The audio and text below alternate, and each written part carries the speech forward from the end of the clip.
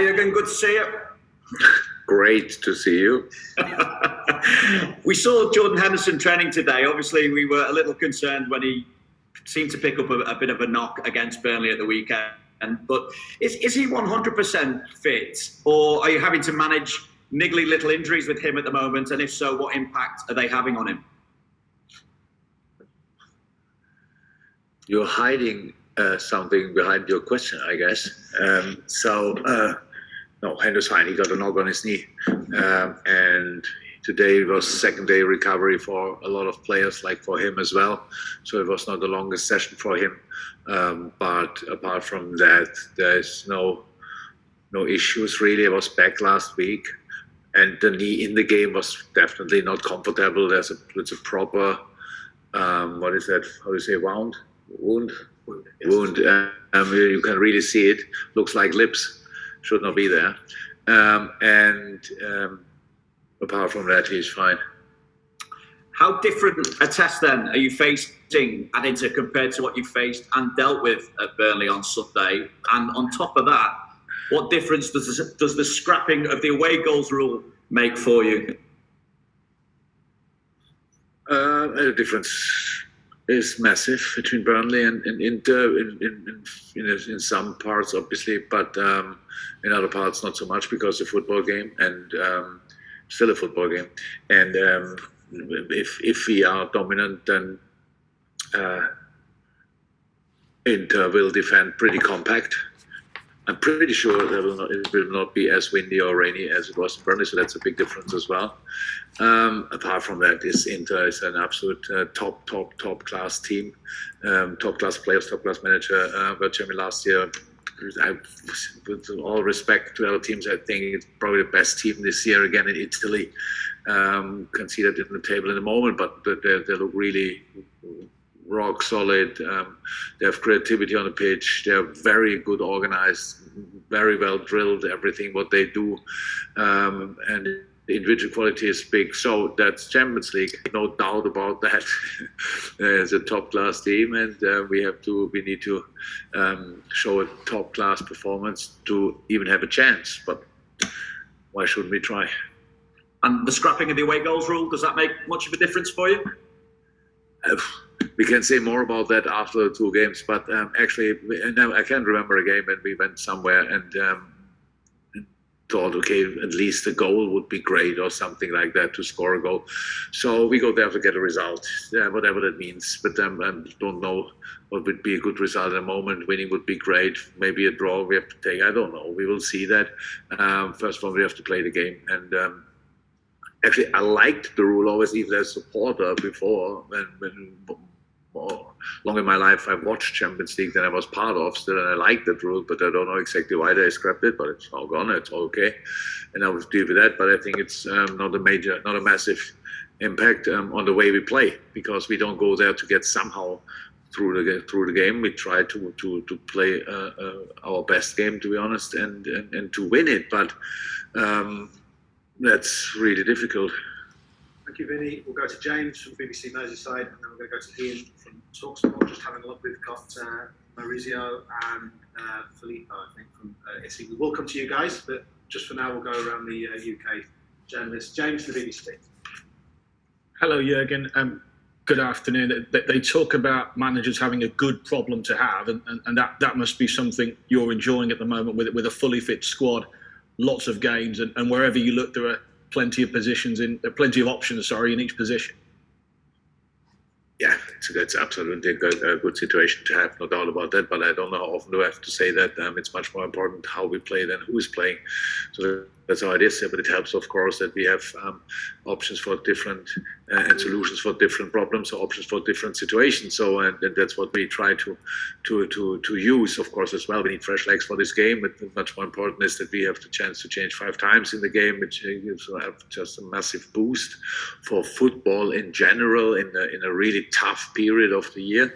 And yeah, So it's good to have the boys around, but the boys have to deal with it as well, because it's just really like this. If I have the opportunity to make more changes, that's how it is. That means that I just cannot play always the same lineup just because we won the last game. So that's something we have to learn together, and that's what we do. Because we never had it before, so that's how it is. We never had it before, so it's pretty exciting.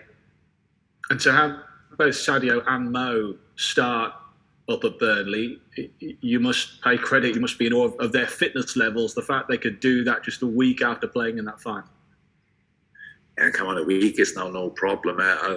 Both boys don't drink alcohol at all, so that's the major problem what you have if you celebrate a big thing. That kills the recovery or extends the recovery time. They don't drink, so they were fit the day after the game. So that's that they are both are a force of nature, if you will want.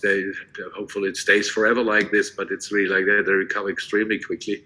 So and yeah. That's it pretty much. Yes, for Mo, it was like only a few days. For Saturday, and it was a week. Yes, some celebrations in between. But again, it's I'm not surprised about that. Okay, thank you. Ian from TalkSport. Then we're going to go to Maurizio. And I think you might be the translation for that, but not for Ian. So Ian, over to you, and then we'll go to our Italian friend. Hi Jurgen, how are you? Very good, Ian. How are you? I'm very well, thank you. Any advantage that you went through the group winning every single game, including obviously having gone to Milan to beat AC Milan, and any advantage in playing the first leg of this last 16 tie away from home first? So historically, the results in the group stage don't count in the knockout stage, so there's no advantage. It's good. It was good when we did it, but we didn't expect that in the group. There was no chance to actually, I didn't think there's a chance to do that, but the boys did it, so that was incredible, but doesn't help now, obviously. It's just, it shows that we're a good football team, but I knew that before. In the years when we went to the final, we had pretty average group stage results. We came through pretty much on one wheel, but that didn't hold us back from trying to play a proper knockout stage. That's what we do this time again. So we are now, I think it's game 50 in the Champions League since I'm here.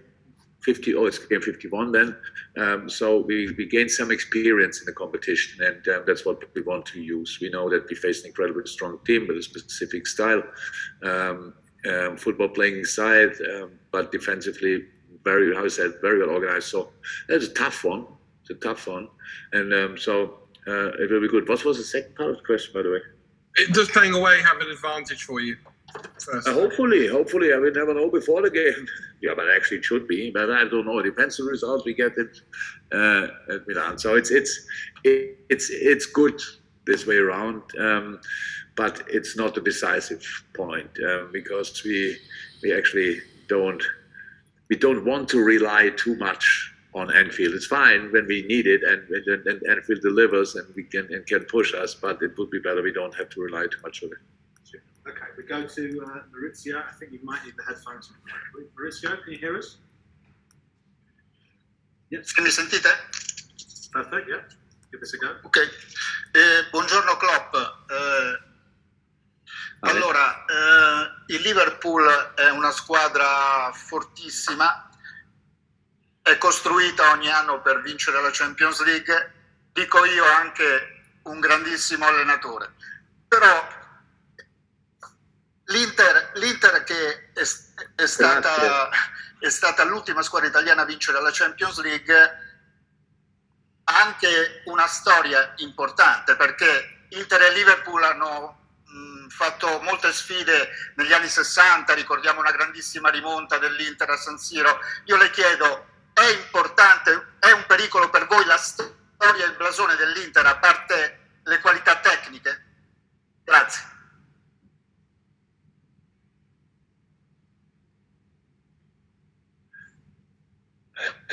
That was a long question. So again, thank you very much for your nice words. At least that I understood. I'm a great coach. The rest of the questions I didn't understand, unfortunately. No, it's not true. So I don't think that history will will be decisive in this game. We are the middle part of it. I didn't understand. I don't know how it could hold us back, but it's not too important. I don't believe in these kind of things. I think then we have to use history, but it's not allowed to suffer of it because it was not our history. It's not. We were not involved. Most, at least as far as I know, we were not involved. So many things happened since. Other things happened. No, we just know that we face an incredibly strong team, and that's difficult enough. We don't have to call history on top of that. It's all fine. Two big clubs, I know that. Inter is a massive club, and two incredibly successful clubs in the competition and in general in football.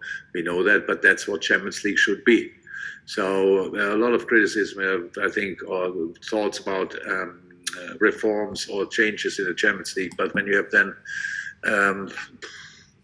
tonight, I think, what is it, City against Sporting and Real Madrid against PSG, and tomorrow I don't know the second game, but us against Inter, so that's massive. That's proper European royalty football, and we are really looking forward to it. Thank you. We now go to Filippo and then to Daniel Martinez, and we'll go to Filippo first and then to Daniel. Hello, in Italian or in English? I would prefer English, but if you would prefer, Okay. I have a great translator. No problem. You're welcome. Good morning, Mr. Klopp. Nico Barella is one of the Italian players who has the speed and the intensity and could play in Premier League. How important is the lack of Barella in this game and in this qualification? Another question: is there another Inter player who particularly like you?